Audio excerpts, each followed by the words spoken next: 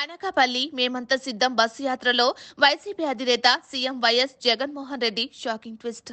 అంతకు మించి breaking news చెప్పబోతున్నారట. Bheemili MLA అభ్యర్థిగా ఉన్న అవంతి శ్రీనివాసరావును తప్పించనున్నారట. అవంతిని అనకాపల్లి ఎంపీ అభ్యర్థిగా ప్రకటించబోతున్నట్లు వైసీపీ వర్గాల విశ్వసనీయ సమాచారం. కూటమి తరపున పోటీ చేస్తున్న సీఎం రమేష్ ను ఎదుర్కోవటానికి, ఓడించడానికి సమర్థుడు, సరైనోడు అవంతి మాత్రమేనని వైసీపీ హైకమాండ్ గట్టిగా విశ్వసిస్తోందట. ఈ వార్త కూటమికి ఒక రకంగా గుడ్ న్యూస్, మరో రకంగా బ్యాడ్ న్యూస్ అనే చెప్పుకోవచ్చు. ఎందుకబ్బా, అవంతిని ఎంపీ అభ్యర్థిగా ప్రకటిస్తే అనకాపల్లి జిల్లాలో రాజకీయ సమీకరణలు మారిపోతాయి.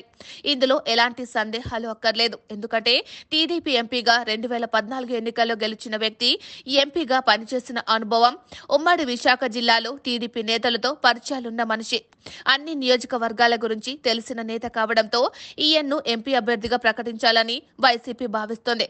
కాపు కమ్యూనిటీ, అవంతి ఆర్థిక అంగబలాన్ని దృష్టిలో పెట్టుకుని వైఎస్ జగన్ ఈ నిర్ణయం తీసుకున్నారని తెలుస్తోంది.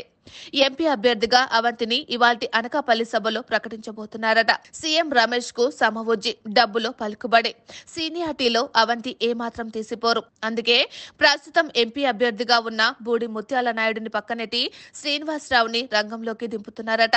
ఇదే జరిగితే కూటమి అభ్యర్థికి బ్యాడ్ న్యూస్ అని చెప్పుకోవచ్చు. ఇక భీమిలి నుంచి ఎమ్మెల్యే అభ్యర్థిగా బరిలోకి దిగిన గంట శ్రీనివాసరావు గెలుపు నల్లేరు మీద నడకే. ఎందుకంటే నిన్న మొన్నటి వరకు గంట గెలుపు కాస్త డౌట్ అని టీడీపీ నేతలే చర్చించుకుంటున్న పరిస్థితి. అవంతి అటు వెళ్తే గంట గట్టిగానే మోగే ఛాన్స్ ఉంది. మరి గంటపై వైసీపీ అభ్యర్థి ముత్యాల నాయుడేనా, లేకుంటే వేరొకరిని జగన్ బరిలోకి దింపుతారా అనేది తెలియాలంటే శనివారం సాయంత్రం కల్లా క్లారిటీ రానుంది.